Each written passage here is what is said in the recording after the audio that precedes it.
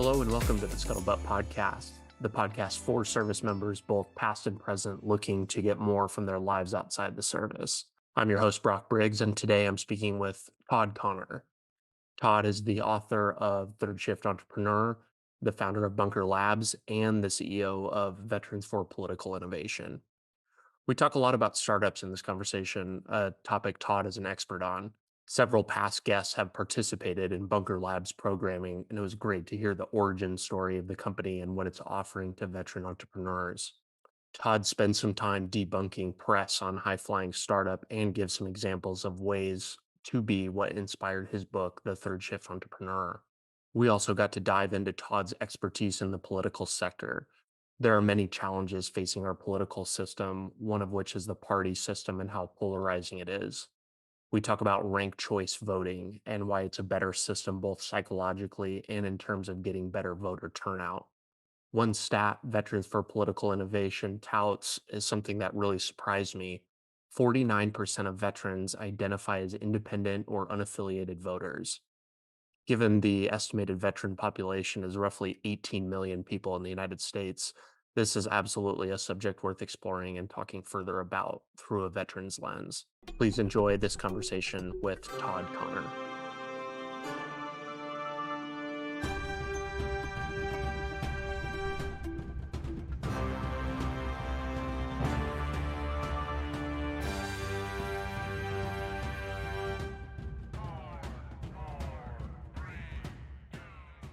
What is the most important thing that you need to see accomplished in your life? Oh, Brock.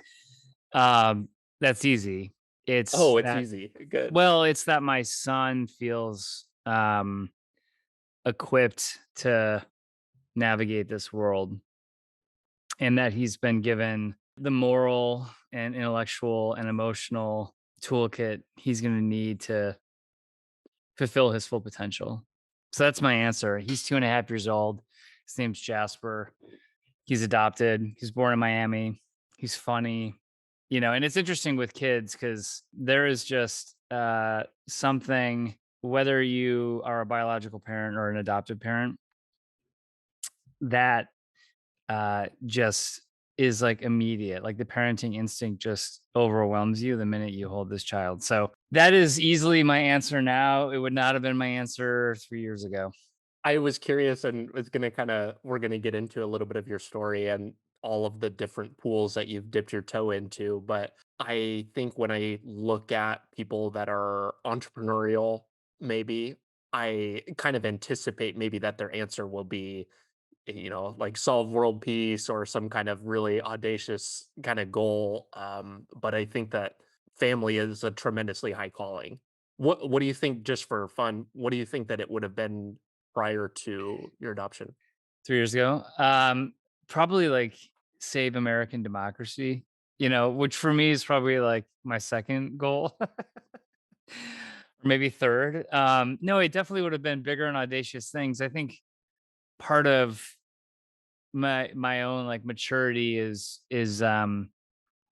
realizing, like I think in your 20s you think you're gonna play a starring role. And I think maybe the older you get, you realize that you're gonna play a supporting actor role in some things and that's actually okay. And so, yeah, I mean, I think for me, I mean, honestly, the professional, it's more than professional, but the thing I'm trying to solve for besides raising a good human being is and being a good husband is American democracy. Like I think we're just at this gnarly point in our country, and we'll get into this, but that is the thing that I'm drawn to. And I think it's less around, if there's a through line to my life, it's like I get interested in a problem and sometimes I don't know why I'm interested. It's like it overwhelms you. It's the thing that you just wake up thinking about. And sometimes you wake up thinking about it because it's you think you're seeing something that other people aren't seeing. And so for me, there's always kind of been this through line of like caring about this country, being sort of an entrepreneur, but really not caring about generating or recurring wealth. Like that's just never been part of my we can come back to that. But it's not part of how I'm wired. I think about entrepreneurship as it applies to solving patriotic challenges. And so, yeah, that's one that keeps me up at night. And we'll talk more about that. But that definitely keeps me up at night. Thinking about veterans fulfilling their full potential gets me up in the morning.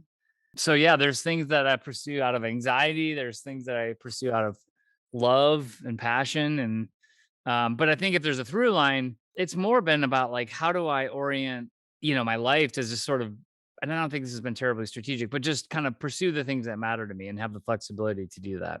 While that sounds like such a simple thing, like pursuing the things that you care about, like I don't think a lot of people do that, which is incredibly ironic to like we live such a very short time on this earth, and it's hard to imagine not like wanting to spend the brief amount of time that you do have here like working on things and problems that are like meaningful to you. Yeah, and I would say like there is privilege in being able to pursue, things that are meaningful to you.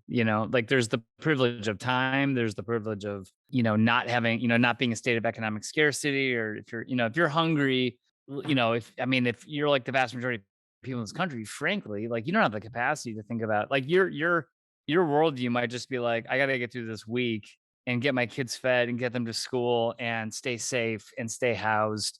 And so I think it's a privilege to be able to, think about and be able to work on things that feel important, beyond like the survival instincts that I think, a lot of folks have to sort of face. And so I'm always very cognizant of the privilege of being able to like sit and have this conversation with you. Not to mention the fact that, having been in the military, like you have this sensitivity to the fact that people like didn't come home. People are still deployed. People are doing incredibly difficult things, sacrificial things on active duty. And so I feel like hopefully it's a healthy sense of guilt, but a sense of like blended guilt and opportunity that like I've been given a lot, I've got to give a lot. And I don't, there isn't a day that goes by that I probably don't ask myself, like, am I operating at my highest and best use?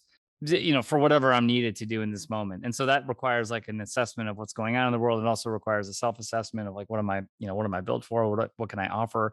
So I don't know. Yeah. But I think it's, so I don't have any shame on people that are just going to work and providing for their families, because I think that's a service in and of itself, raising good people. But I think that to those of us that feel like we've got the capacity to do more, I think we have to do more. And there's a lot of veterans that I think feel that. And you're having this, you're doing something here, Brock, hosting this podcast to help inspire other people through storytelling. Like I think that's noble. And I think so I think we're all just kind of asking ourselves the question on any given day, like, are we, you know, doing the best we can with what we've got? And for some people that doesn't, it's just getting through the days, and for other people, it's maybe doing more. But I think that's a little bit of the guiding question for me, at least. You said one of the things that you really that gets you up in the morning is like wanting to see veterans fulfill their like higher potential. What made you care about that aside from like just having served in the Navy yourself?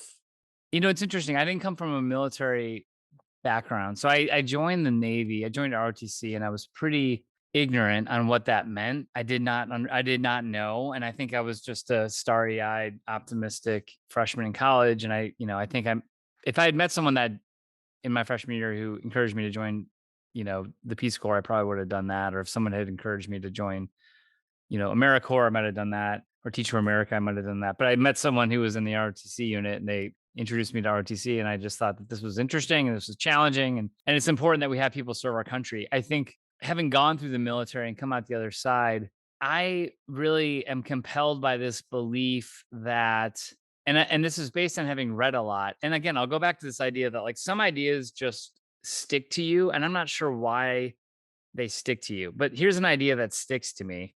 And it's this: if our military isn't representative of all sectors of society, it's going to be hugely problematic for how we like function as a democracy.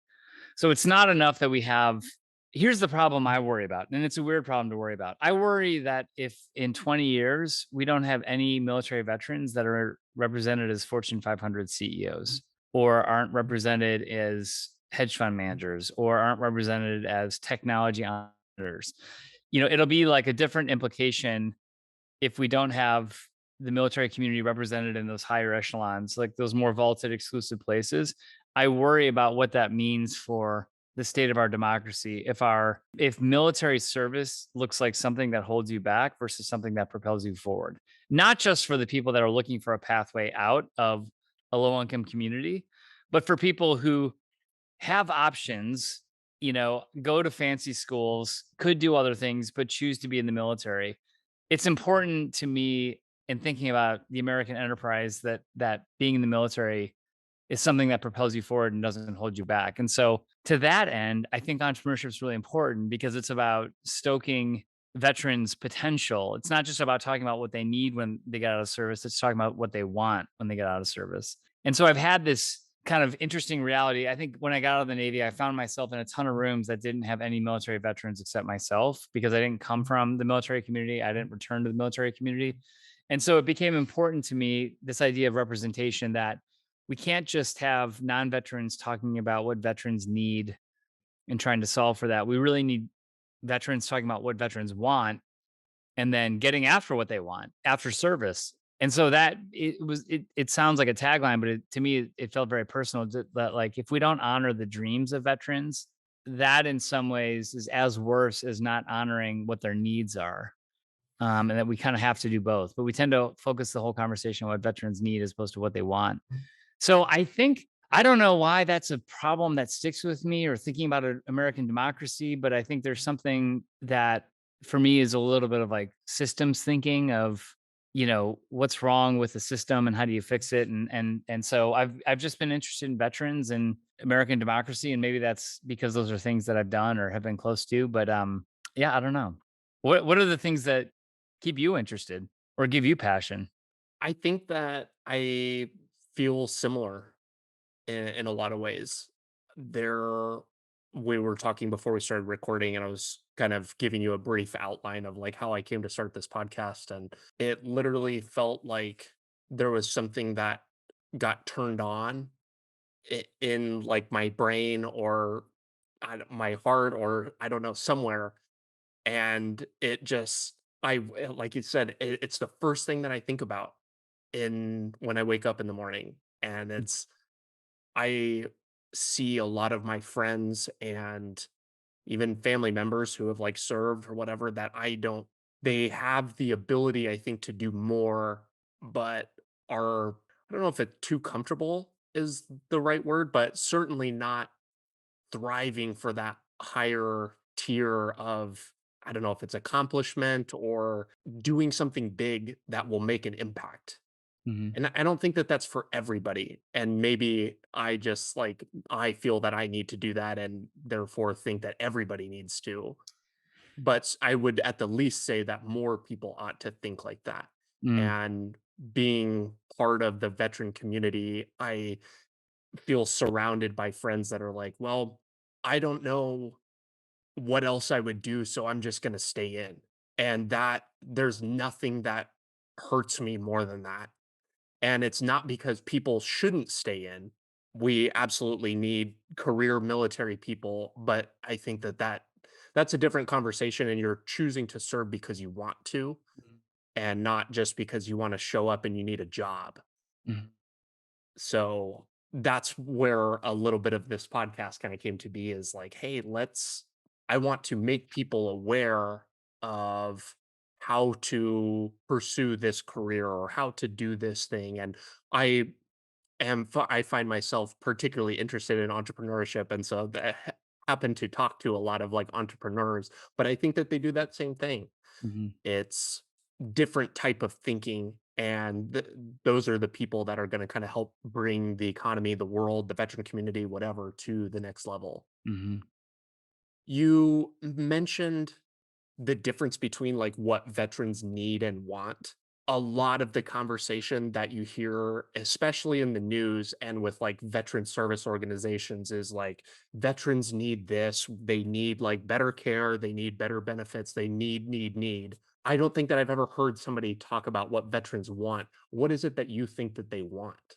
I think they want to continue to serve.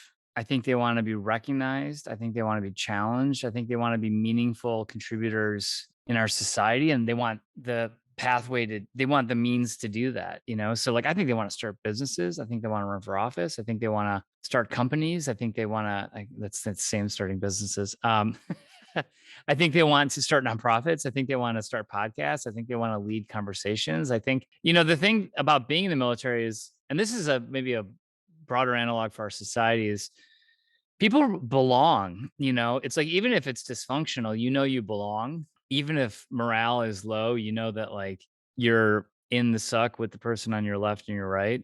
And there's a sense of like defined space and belonging and participation. And I think when you leave that, it's really disorienting to live in a society that's all too often anonymized, where we confuse, you know, hating the same people with being in a community of people. You know, hating the same things isn't the same as loving the same things, and one is a shared, you know, contempt. The other is like a love, shared love, and those things are very different. So I think veterans want what the rest of us want, which is like to belong, to be able to pursue the things that matter to us. You know, if we have things that matter to us, and which most people do, and to feel like you're in a community of people to do that with. So yeah, like I think if everyone, you know, we talk a lot about the economic needs of folks, and this is military beyond, but we have a sort of a crisis of purpose, I think, in this country as well. And there's a crisis of purpose that happens when military veterans leave the service, which is you're just not sure what your next mission is. And I think that's worse than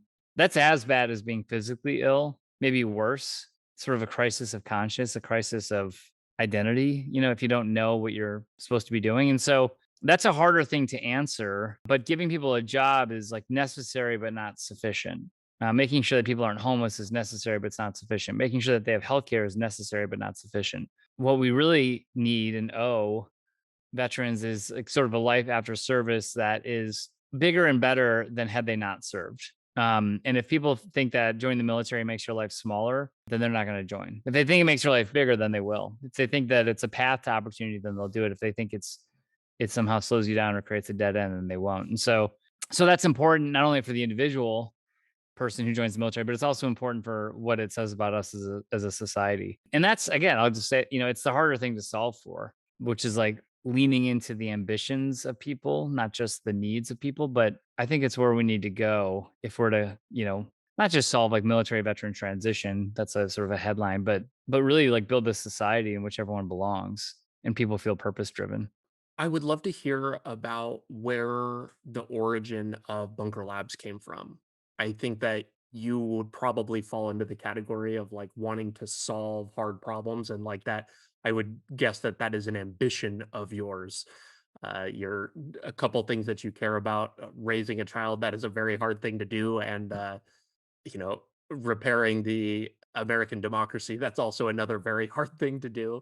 And a lot of entrepreneurship is kind of rooted in solving hard problems. And so I would love to hear about where Bunker Labs kind of originated from. Yeah. I mean, I'll tell you, I think it's less about, I don't think I solve like the hardest problems. I think what Bunker Labs is, and hopefully Veterans for Political Innovation is, or Emerson House is a is actually like a solution I see very readily that just hasn't been brought to life yet.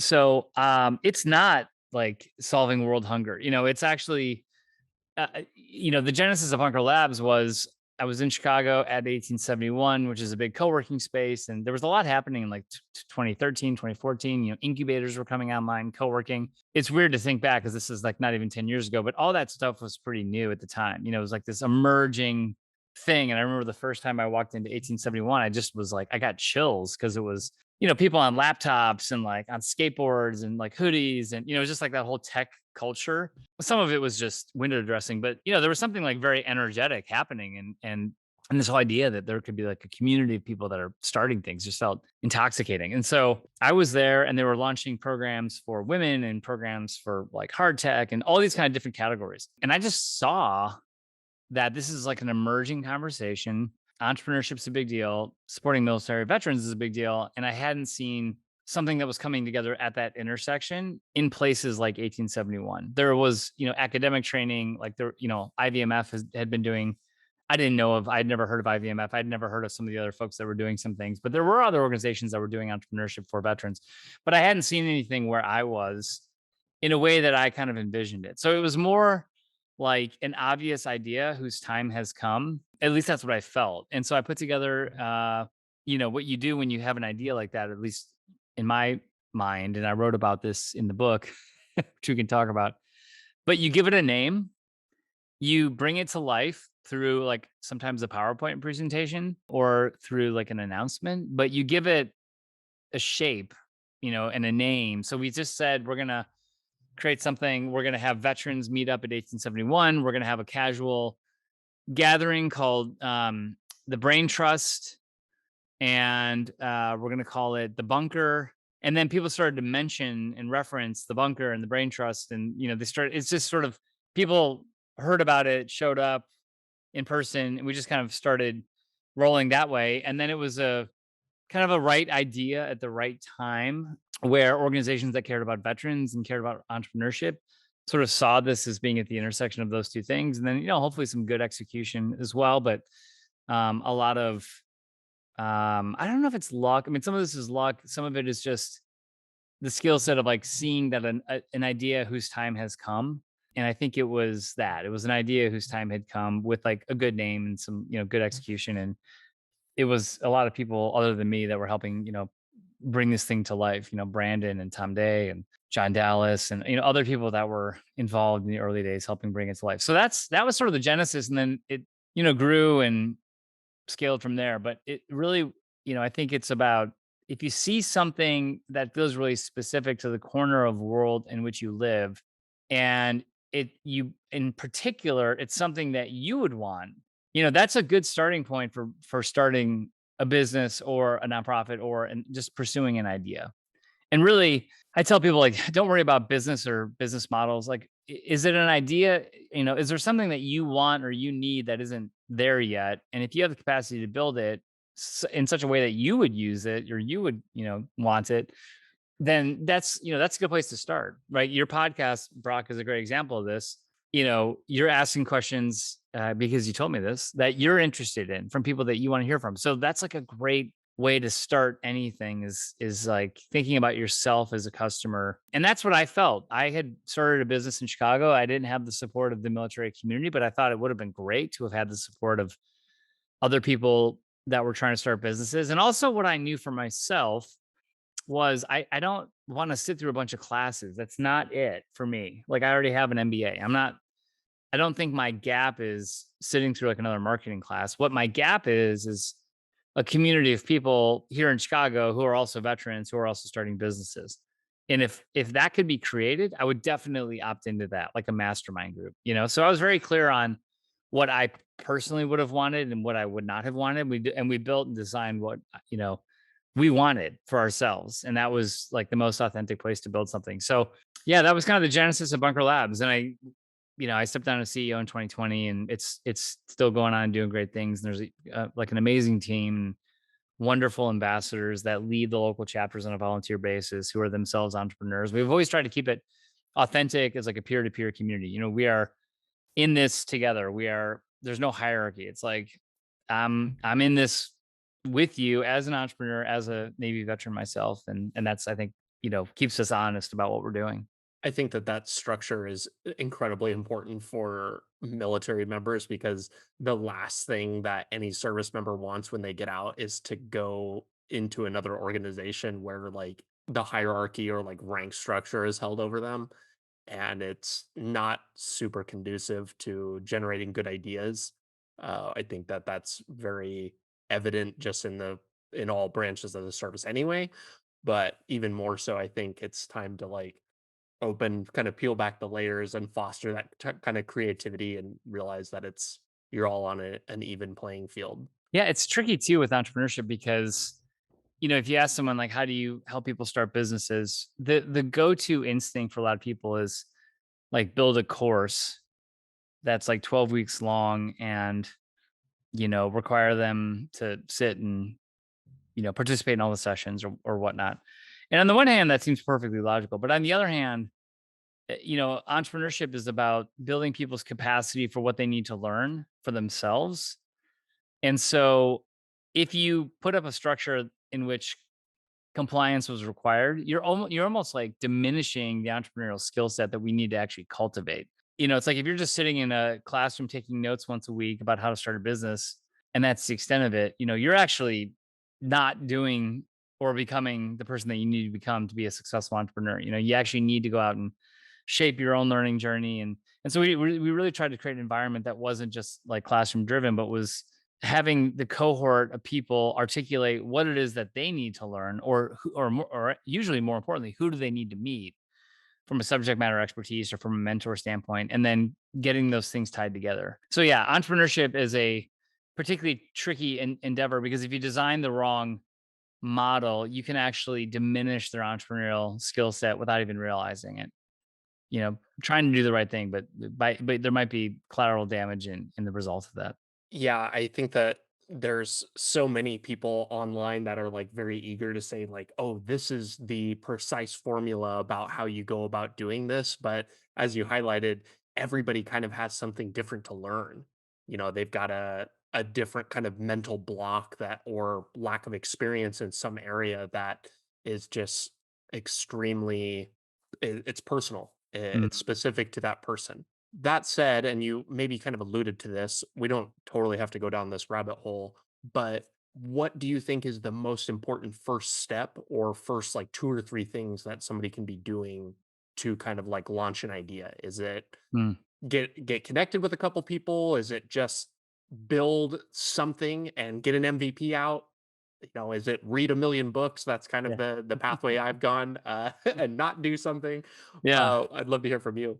Yeah, I think it's great. I mean, it's a great question. I tell everyone to do it for free before you get paid, and offer something for free and watch people's reaction to it. I think there's a myth in entrepreneurship that is just about like running through, 100 phone calls and getting to that one yes. I actually think that's deeply flawed advice, because if you have to call 100 people and one person says yes, it's like 99 people, like, what did you listen to what the other 99 people said about this thing not being helpful? So I think there's this a requirement for entrepreneurs, I think, to be really fixated on the problem that they want to solve, and very detached from the solution that they're building. So let me give you an example. And let's talk about, early days of Bunker Labs. We would have a meetup, and like some of them were just complete duds. And the one instinct that a lot of people kind of go to is like, we have to be more aggressive in telling people to come to our event. The other instinct is like, this event, people just didn't like, so what would they have needed to have been excited about coming? And I think it requires a little bit of an emotional detachment for founders, to listen to customers and people be like, I just don't like it, or it's nice, but I don't need it. Or I liked it, but I'm not going to use it again. So I think the task for anyone is to build some beta version, let people use it for free, and observe honestly whether or not people really like it, whether they need it, whether they would choose to use it again. And it's that second part of like observing that can be hard. So if you said to me, I want to launch a media company and I want to create programming that appeals to, military veterans, I would say go create a piece of content that appeals to military veterans. Use your iPhone, post it in some public channels, and let's see if you have a sense of what content is that military veterans want. And you can do that for free. And what that requires is a little bit of like sweat equity to actually go do go build, create something, and then a little bit of like courage equity to go put it out there and be like, I did this, like, what do you guys think? And to let people actually tell you what they think. And so I think that's the process. Here's what it's not. It's not having a big idea, going off, collecting a bunch of money or cashing in a bunch of money and building something, and then wheeling it out like, a grand reveal. Like, here it is. Like, what do you guys think? It's not that. That's expensive. That's doing all the work before you know what the people think. So I think it's finding small ways of building and experimenting before you build into the larger thing.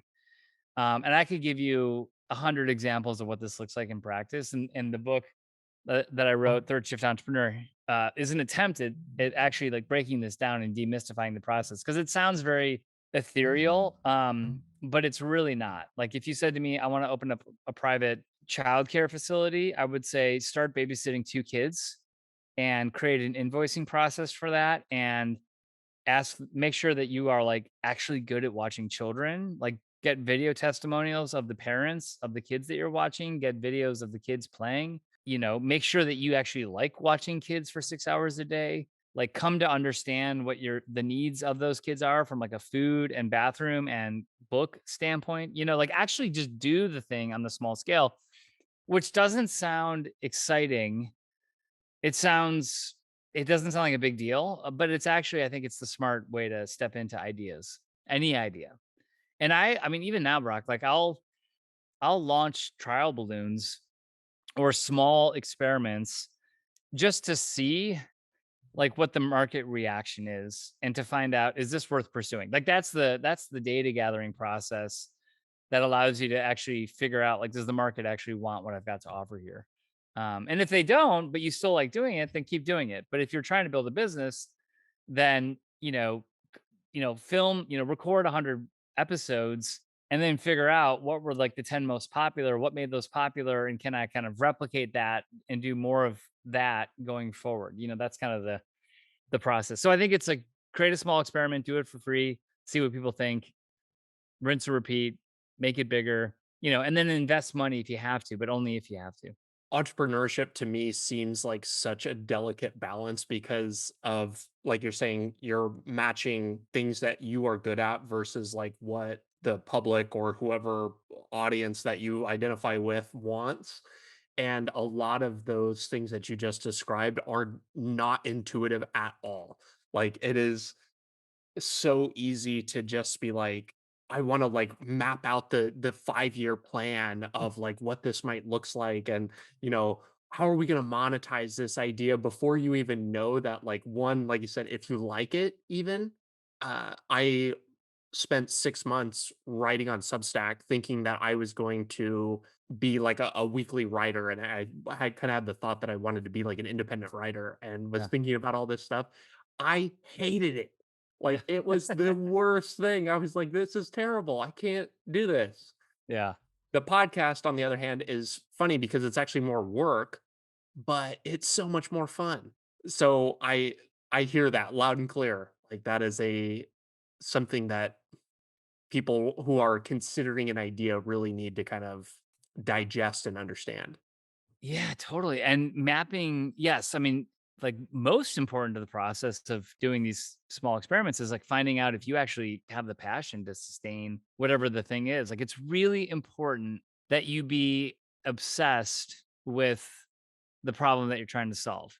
That like you wake up thinking about it, you go to bed thinking about it because and that's not just sort of a throwaway line of like, fall in love with your problem, but if you aren't really fixated on this, you're not gonna have the stamina to stay with this problem for months or years, and most problems take months or years to solve. Most businesses take months or years to build, and so you need stamina and longevity, like, you gotta stay in it, and the question is what allows you to stay in it, and I think it's just being really peculiarly sort of obsessed with the thing, whatever the thing is, and so, yeah, it's really important that you ask yourself honestly whether you have interest in this. I talked to a buddy of mine this morning, and he was like, "Hey, I'm working for this hedge fund, they've got a leadership transition, they need coaching. They want to like do all this marketing, this reframe. They need like mission, vision, values work.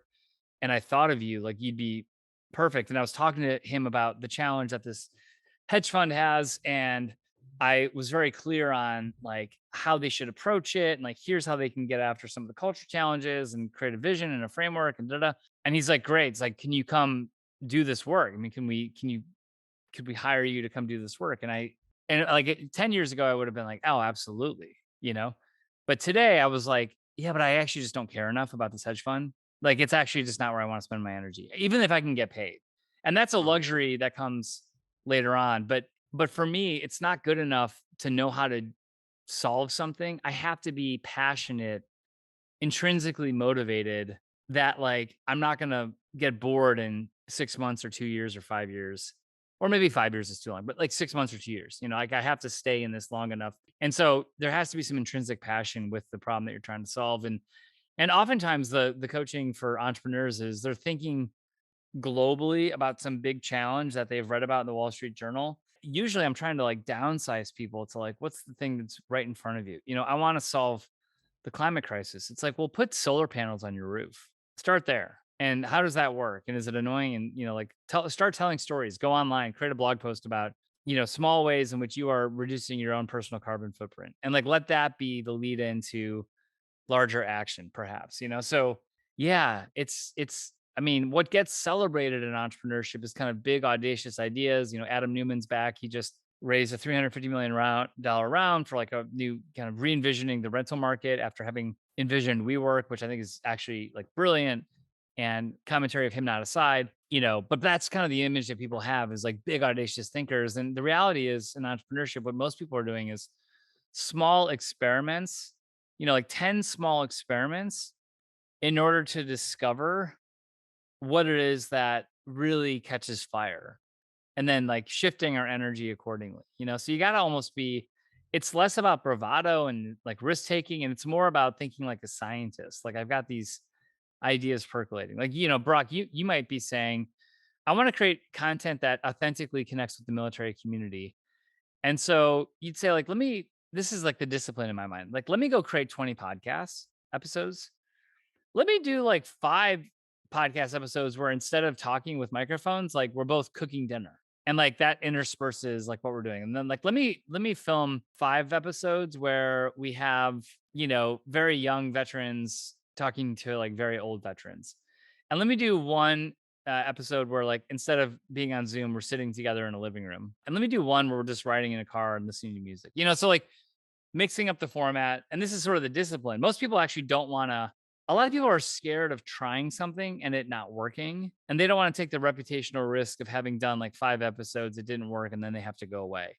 So the courage piece is much more about reputational courage, to just launch an experiment. And if it doesn't work, be like, okay, didn't work, and move on. And I do that a lot. I mean, I think we'd be remiss to think that like have some clean, perfect story. It's like, no, I'm launching experiments all the time. I mean, I'm doing a bunch of them right now, So, and then that, but that's the discipline. Then you figure out what sticks, and then that's the thing that you pursue. At least that's how I think about it. I think that there are two important things I want to drill on that you're just talking about. One, just the flexibility that you have like so early on to try and like maneuver different ways. When you hear those like big Wall Street Journal articles or whatever, it's always pitched in such a way that it's just this one fluid story of like, oh, I just had this idea to create whatever product, and they just started working on it, and then here we are, and it's a billion-dollar company. Like, they don't highlight the 15 pivots that they had and complete business model changes that happened along the way. And so I think that early on it's easy to be incentivized thinking that you need to just do the one thing and just charge forward on that. Yeah. The other thing is that a hard learning that I have had, especially when it comes to feeling like you might need to change ideas or like kind of just drop something and move on, is kind of the feeling of being committed to like your friends and family. I don't know who needs to hear this, but your friends and family are never your customers. Like they really just aren't. And it doesn't matter what any of them think.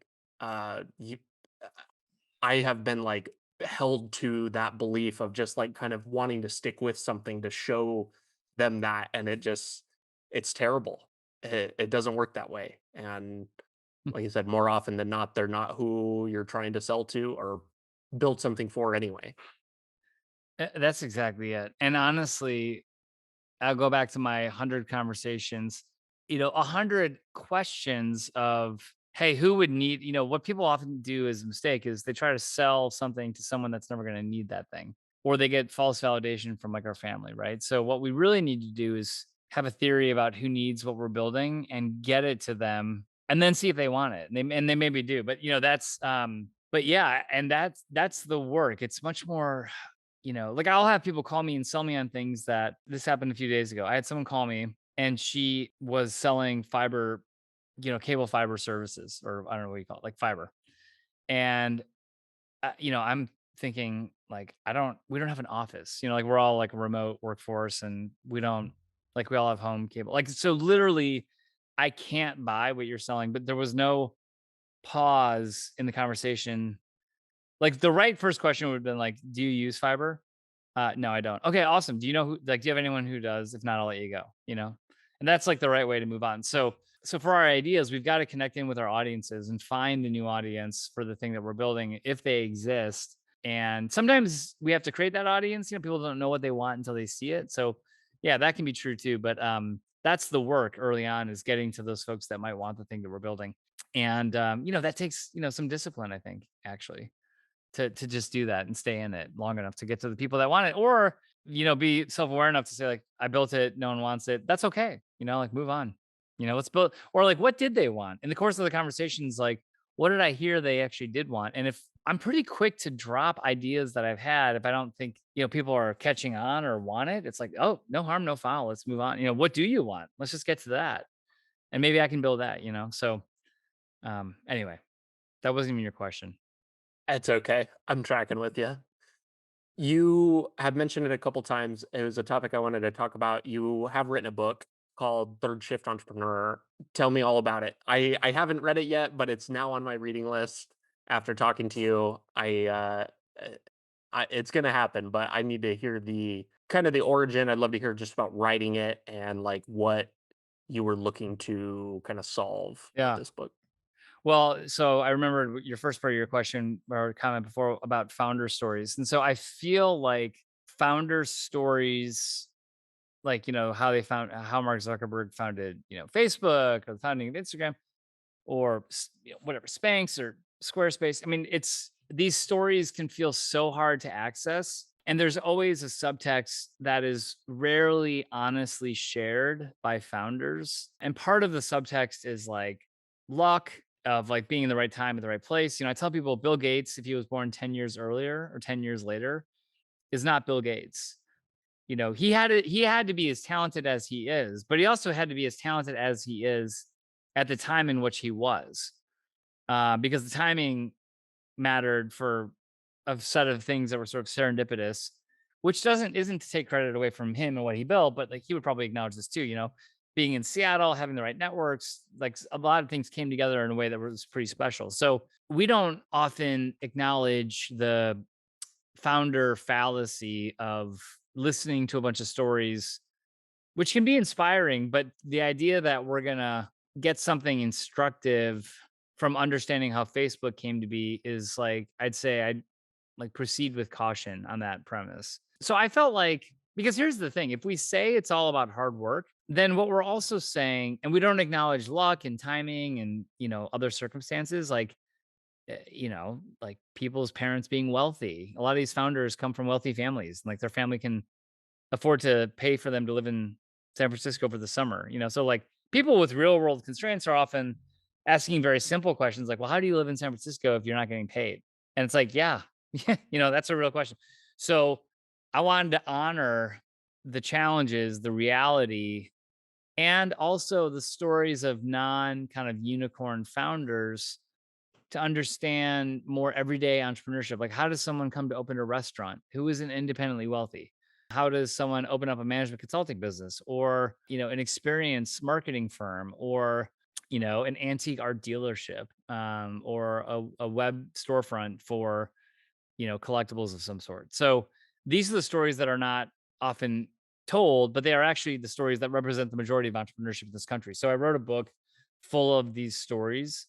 I wrote it as a narrative fiction. I take a story. I create characters, and one of the lead characters is an army veteran who is kind of gets out of the military, comes back, gets a job.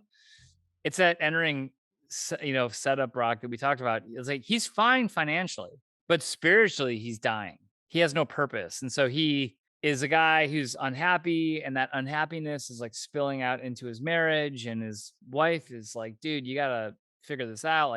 But you can't be unhappy. And he reminds me of a lot of people I know, including myself. And he starts a business as a result of like that unhappiness. Like he needs to find that creative expression. So it's a fictional book, which is a huge stretch for me to write a fiction book as because I'm not really an author and I'm definitely not a fiction author. So this is a stretch, but I felt like writing a fictional narrative was the best way to cut through the noise to create relatable people and characters and stories about how people in the real world are actually starting businesses.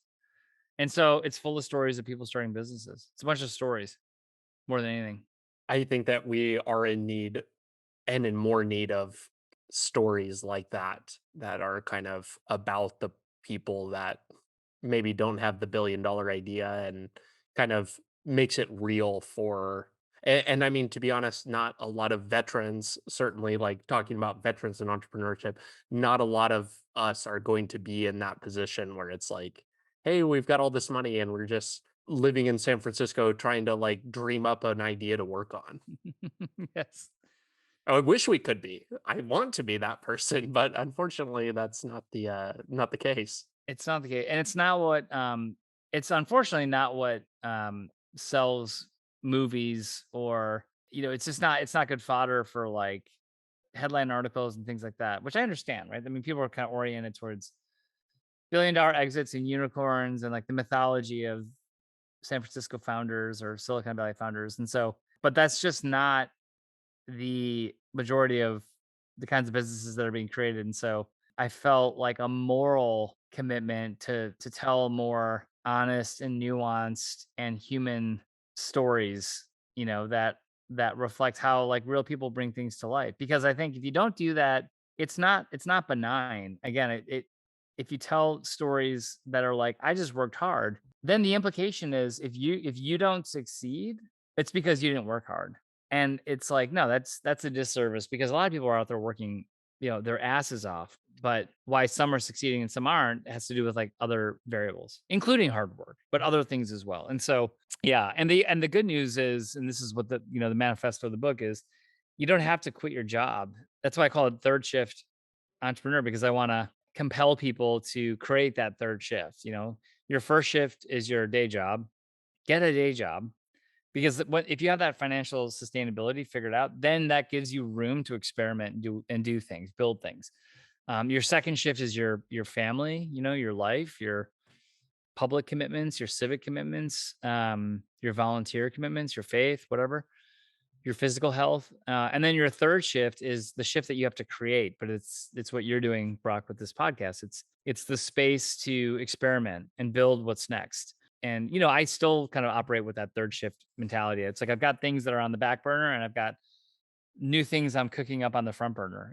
It's kind of that. And so I think it's a mentality for how you innovate. And I try to get really practical. I start not with the business. Most entrepreneurship books are written about how businesses get started. I wanted to write a book that kind of went left of that timeline and started with like, who are the people and what is going on in their lives? Are they discontent? Are they ambitious? Like, what is going on? And how do they actually start the process of building things that eventually turn into businesses that eventually turn into, in some cases, success stories? But there's a whole set of activities that happens before, like, we open the doors and the restaurant is now open that we don't talk enough about. And that's the stuff that I think is really important if we're going to start businesses or nonprofits or just bring ideas to life.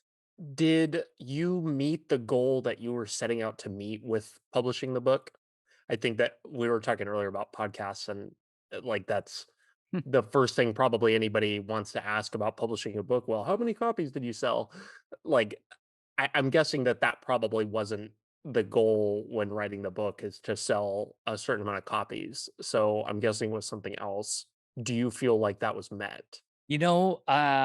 I'll be honest and say probably not. I think I wrote the book because I felt very clear what I just got done saying. It's like that we have to tell more honest stories. We have to give more transparent pathways. We have to acknowledge life constraints. Like we have to give a playbook for the everyday entrepreneur that's not launching a venture backed, startup. So I felt very compelled to do that. I don't think I thought as much about what is like kind of metric success beyond that. Like how many books do I want to sell? What is like is there a financial number associated with this, or is it a function of like more people reading it in order to start businesses. And so I think what I discovered, and this is again why we experiments are important. I discovered that this for me was sort of like a 2-year journey. And I think to make a business out of books, you probably need to make it like a 5 or I don't know, in some cases 10-year journey if you really want to be an author. And I don't know that I have the stamina to be an author as a full-time profession. I'm glad I wrote it because I think I had to learn that lesson in some way. Hmm. And I'm really proud of the book. And I rewrote it like 3 different times, which was incredibly difficult for me. But part of what I learned, like I don't if you asked me before I wrote the book, I was desperate to want to write a book. And having written a book, I'm not desperate to write another one. And so I think there was definitely a lot of personal growth that went on. It was also was during COVID and we adopted our son. And so the stamina required to really live into a business, there's a business model of being an author, which is very different than writing a book. And I was clear on the book I wanted to write. I don't think I was as clear on wanting to be in that business model of being an author. And that's like fine, actually, you know?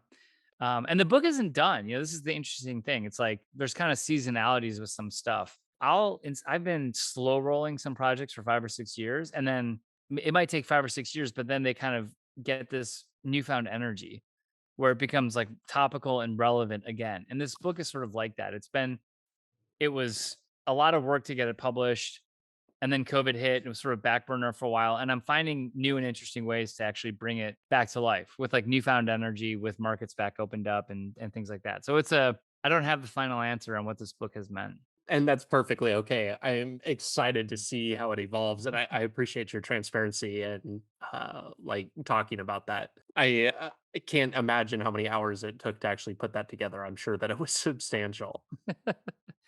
Yeah, and books don't sell themselves. I mean, so to be yeah, and again, I just feel good like when people ask me I need help, I'm like I'll tell them to buy the book or I'll mail them a copy of the book and I'll just say this is really my best thinking about and best and most honest and hopefully most helpful thinking about how to do this. And so it was trying to translate a conversation I've had 1,000 times into sort of a codified piece to make meaning and give instruction about like you know, this is what I think is an answer, or at least what's worked for me, take it or leave it, or what I've observed in others.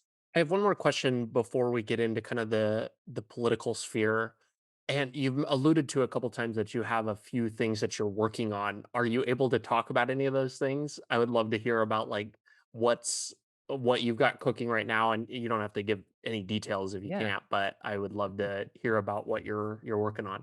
Oh my gosh. Well, I keep a journal where I just kind of notice things that are interesting or that are emerging. So we'll talk about veterans for political innovation, but I think I hope we have to enter into a season of massive political innovation. And there's a lot of tenets to that. I just got done running for state senate. That was like an experiment. It's like I ran for state senate.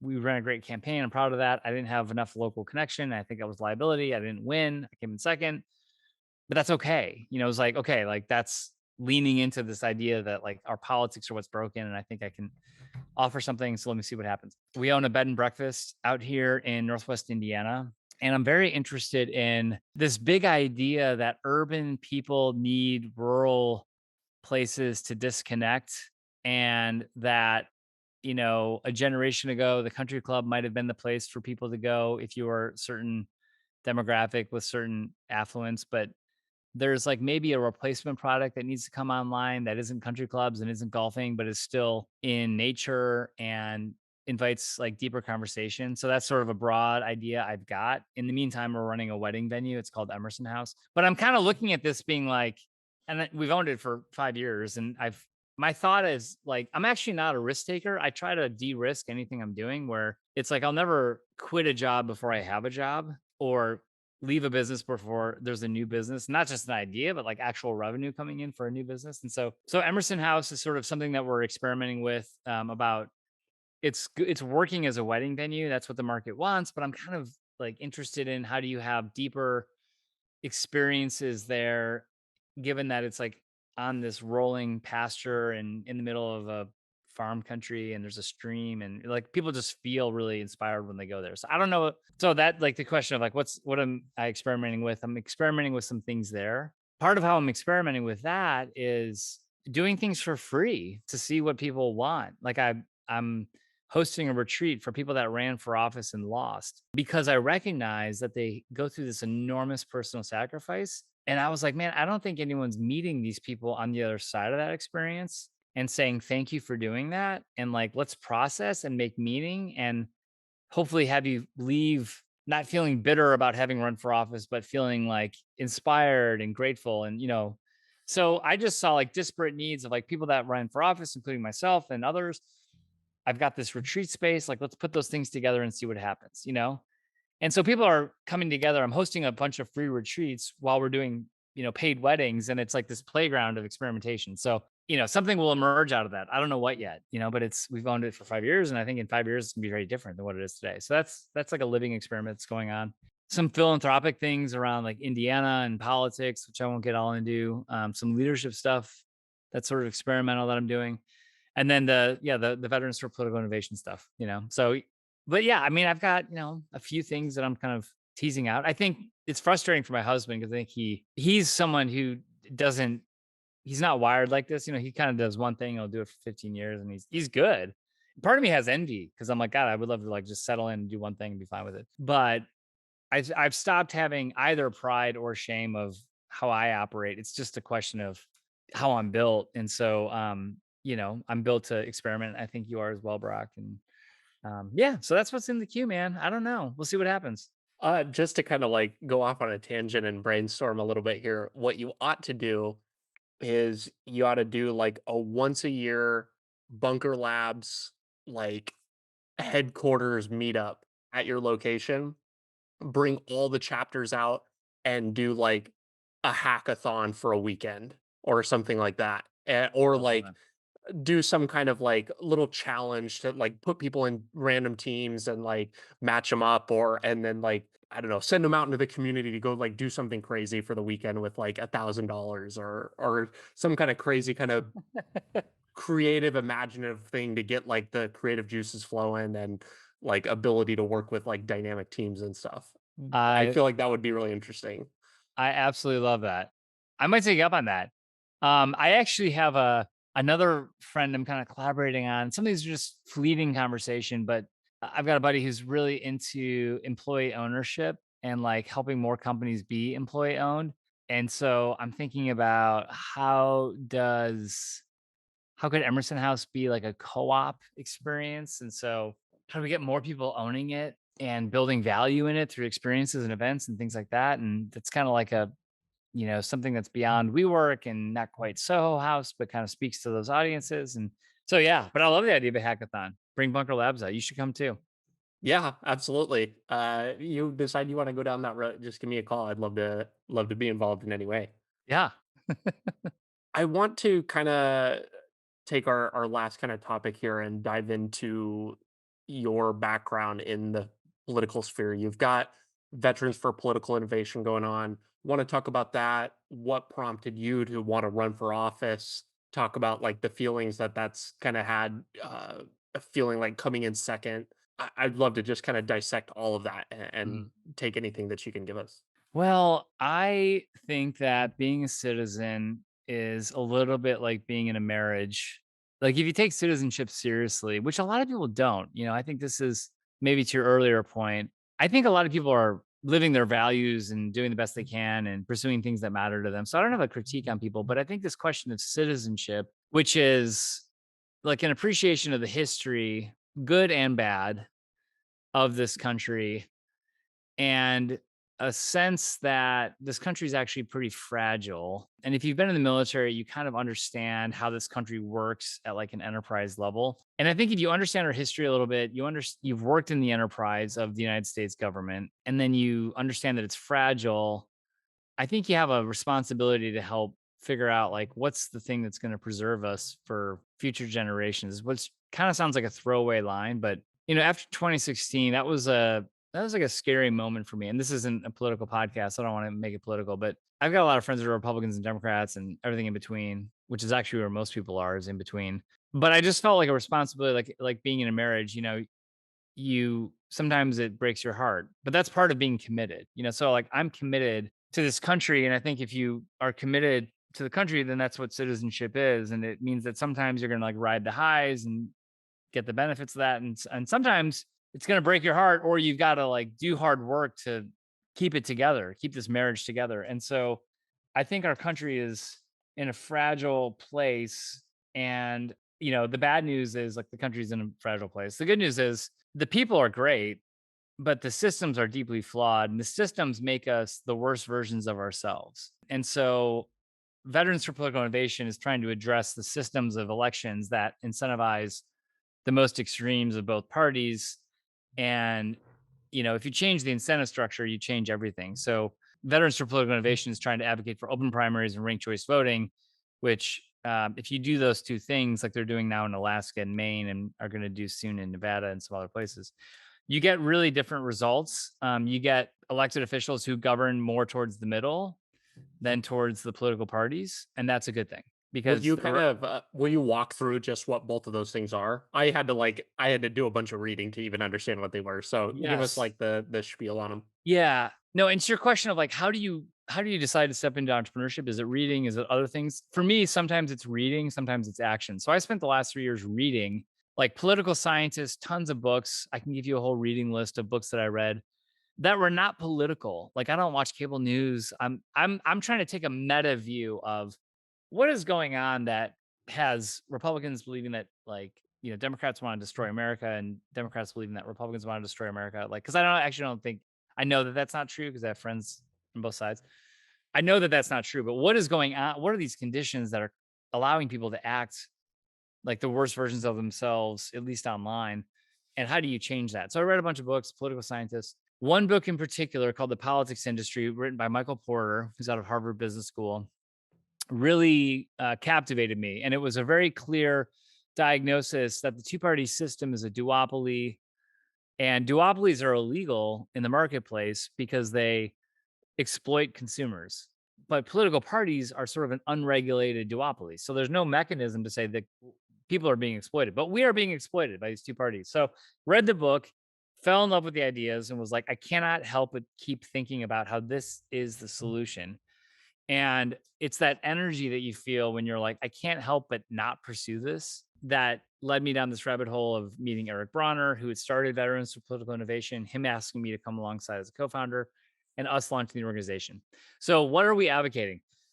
It's called Final Five voting. So today, if you go vote in most places, you pick, there's two elections. There's a general election in November, and then there's a primary election that happens in the spring, usually like in May or whatever. So here's what most people don't understand in American politics: districts are gerrymandered, which means most districts in most states and most cities are represented by either like Republicans or Democrats. Like the majority of that place is either Republicans or Democrats, which means these elections are not decided in the general election.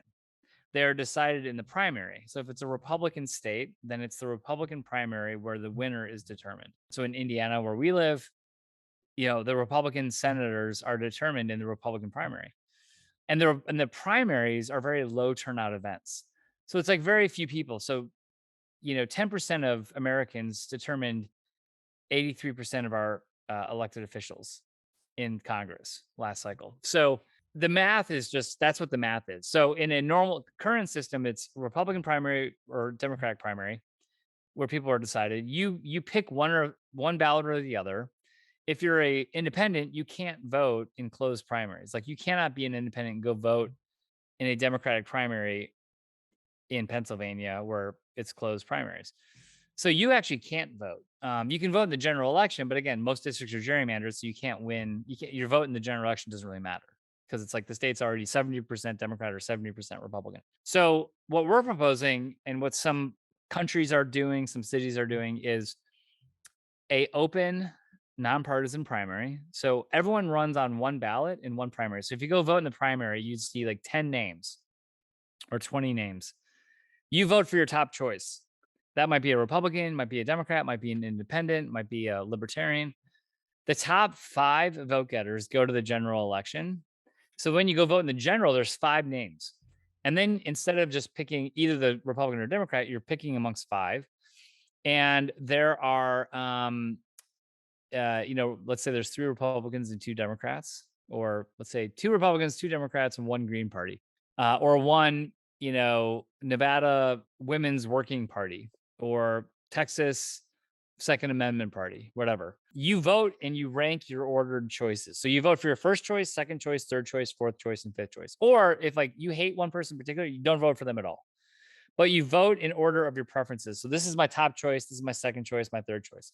This is how lots of decisions in organizations get made through ranked choice voting. So instead of just pick your one choice, it's like if I ask you, "Hey, I'm going to Panera. What do you want for lunch?" Like, give me your top three choices.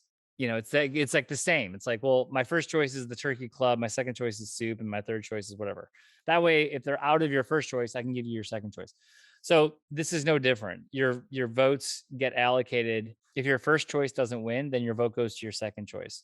And if your second choice doesn't win, what happens is they drop the lowest vote getter until the votes emerge for a vote getter that gets more than 50% of the votes. So there's multiple rounds of voting but it happens automatically, right? So if like, so this is happening today in Alaska. There are four people, actually three people on a ballot, and everyone's voting for their first choice, second choice, and third choice, or they're only voting for one, or they're only voting for two for the people that they like. But you basically get to vote for who you like. And here's the big point of this: it changes the incentive structure immediately in such a way that it doesn't make sense to tear down the opposition because you need to be people's second choice. So right now, if there's only two choices, it's winner take all system. So we always vote for like the lesser of two evils. And the cheapest persuasion path is to go negative on other people as opposed to make arguments for why you're a good choice. In a final four or final five voting system where there's four or five people on the general election ballot, you have to create incentives for people to want to vote for you. And you actually begin to make appeals to be people's second choice. So you start to be like, hey, if Brock is your guy, I want to be your second choice because me and Brock are similar in this way. So that like I'm appealing to your audience and you're starting to appeal to my audience, right? So the person who's a bomb thrower like doesn't win those elections. It's only the people who kind of have constructive ideas and make appeals that are broadly acceptable. Those are the people that tend to win these elections. And you saw that in New York City with Eric Adams, who won who's the current mayor. He's the first African American in like 25 years. He's a former police officer and he's kind of a pro business moderate. He would not have won a closed Democratic primary, but he did win a ranked choice voting election because he's like broadly acceptable to a lot of people. And that's, I think, who we should want, you know, leading our government. So that's a long explanation. It's too technical. I'm not doing a great job of explaining it. This is our challenge, but the results speak for themselves. People like ranked choice voting, they vote more and they are overwhelmingly like they're much happier with the choices that they get to vote for and they feel like their voice gets heard more because they get to actually order the choices of like what they want, who they want. Yeah, I that makes so much more sense to me than just like a binary, like it's this person or this person. One, like you said, you kind of feel like when you have to manually number them, it like kind of feels like you're still getting to decide. And then, at least a complaint about, at least from a lot of people in my age demographic, is we hate both sides. Like everybody, I think in my kind of category, uh, really thinks that both sides are kind of bad, and it doesn't really, neither really kind of truly represents the side or their opinions. And also, I think that the rank choice makes a lot more sense from like a human psychology perspective of I just am like having all these flashbacks to like college classes about how you properly write questions to people. Like when you're going to do a survey of like a population to get like a true, like a random sample of a population, you don't ask definitive yes no questions, which is exactly what that is. You ask for like, hey, put these in order of importance, or like, are you less likely or more likely to do this on like a one to five? So that's really interesting. I never really heard that this was being implemented, but that makes a lot of sense to me. And you hit the nail on the head, which is like it's all about decision theory. It's like if you grew up um, fundamentalist Christian, and you're like, I don't want to be a fundamentalist Christian anymore, and I'm like, okay, you can become Jewish, and you're like, well, I don't know if I want to be Jewish either. I'm like, well, those are your two options. It's like that's kind of where we've put the country. And they're like, yeah, I actually think I want to maybe take a break from religion, or I want to actually just go do some like self-guided meditation or prayer, or like I'm maybe interested in the Methodists, or like so. And it's what's interesting, and duopolies do this. They don't actually want to expand the conversation because there's no incentive to do that. Coke and Pepsi were dominant market leaders in the 90s, and they ran, you're too young to know this, remember this, but they ran negative campaigns. Like they ran negative ads against each other because the premise was you're all going to drink soda, and the only question is which one. So if we're Coca-Cola and we like tell you how crappy Pepsi is, the assumption is like you're just going to come over and drink more Coke. And that's kind of the state of affairs. Now, of course, that whole incentive structure explodes on itself when there's like flavored water, or other, like root beer, or like other options besides two dominant market players, which is why duopolies are illegal, because there's price control and there's fixing, it's like you can, so it creates a destructive marketplace. So the path out is a productive marketplace that allows more choices to be expressed, more choices to be offered. Ultimately, in my view, like multi-party democracy that doesn't happen overnight, or even strengthen parties. I mean, it's not about tearing down the Republican Party or Democratic Party, but it is about saying we want to more honestly express what people want, and just choosing between the lesser of two evils is like not it, and that's why people aren't participating more, and that's why they're frustrated. So we have to, like, that's the issue we've got to solve. The good news is there is a solution. The bad news is like the solution is actually kind of technical. It's not even about belief systems. It's back to like my Roman Catholic versus, Jewish example. It's like, well, what can we do to convince you to like become Jewish instead of Roman Catholic? It's like, I don't know, but it's like I think I don't want that. Like what I want are other options, and the party kind of keeps trying to keep us back in this paradigm of like, well, if you leave Democrat, you've got to become a Republican. And like, do you really want to be that? Or if you leave the Republicans, you got to be, what are you going to be, a Democrat? So like, it's a false choice. Everyone knows it. And we've got to break down the structures that make that choice the reality. And it's not enough to create behavioral appeals. Like, can't we just all get along? To me, it's about we don't have the options. So how do we redesign the system to give us better options?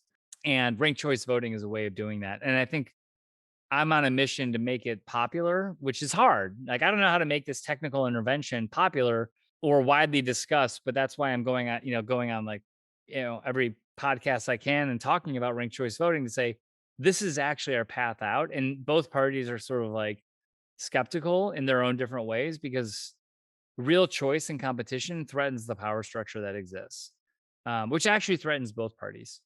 Here's the dirty little secret, Brock. I'll leave you with this. When there's a crisis, like, or a big political hot button, like Roe versus Wade being overturned, both parties make money on that. From a business model standpoint, like the donations flow in to both parties. And that's like the perverse incentive structure, which is why duopolies are illegal. Because that shouldn't actually be the case. Like when one side loses, like the power structure of that side should not get stronger. And that's kind of what happens in today's political reality. Let's say that 5 years from now, we have ranked choice voting widely established across the country, and that's the going standard at the city and kind of municipal level, and then maybe even at a federal level. What things will have needed to happen to make sure and ensure that that system is implemented and works? Oh, great question, Brock. So, what it will require is states to enact election law reform. It's not federal. And this is the other thing with our society. Like, we're all tuned to, I started talking about this and I'm like, ranked choice voting, we need it to be implemented in Nevada, Indiana, Arkansas, Illinois, like you name it. And people's mental model, and I think the two parties have conditioned us, this just goes back to national. Like, well, what about Hillary? Well, what about Trump? And I'm like, none of this has anything to do with Donald Trump or Joe Biden, or it has to do with state legislatures. So what we need to get this done are a bunch of, I mean, I'd say veterans for political innovation to come to our website, sign up, become state leaders. We'll give you the PowerPoint, we'll give you the book, get smart, and then go talk to elected officials. and start a movement. And these movements are local. And I actually think there's a way to get this done in purple states, there's a way to get this done in red states, and there's a way to get this done in blue states. The strategies are going to be a little bit different because those audiences are different, but we need people to activate state-based campaigns to implement ranked choice voting. And here's the big picture: you don't need all 50 states to implement ranked choice voting at the federal level to rationalize our politics. If you get like 10 states implementing ranked choice voting, then you get 20 US senators who fundamentally act different than the other 80 because they're not worried about being primaried. And that's the whole verb. That's the verb that defines Washington, D.C. It's everyone worrying about being primaried. So they act more extreme than they are or than they want to be because they don't want to get primaried.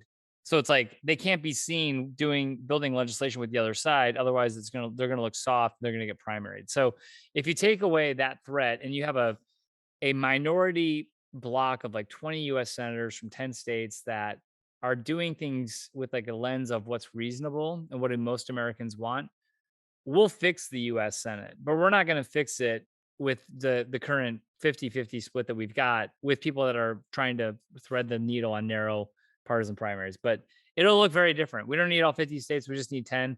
It's kind of like gay marriage. How does gay marriage get implemented nationally? Very slowly and then very quickly. And I think ranked choice voting could be the same. So we need veterans to be active in this moment. If you're a patriot, we need you. You don't have to be a partisan. In fact, this is political work that we're doing, but it doesn't have to be partisan work. Like we need to show up. Our problems as a country, our political problems, we need to solve them with political solutions, but you don't need to be a partisan to do it. And I think that's part of our appeal is there's tons of veterans who understand, like, dude, like the biggest threat to this country is this political dysfunction, it's this polarization. That's the reason we can't get big things done is because of that. It's the politics. But if you solve that, then like America can be solve other big issues. So the work at hand, the mission of our generation, I believe, is to fix this political stuff. And you can do it through election reform, but that's the work. We need people to show up for it. So get involved. That's my ask.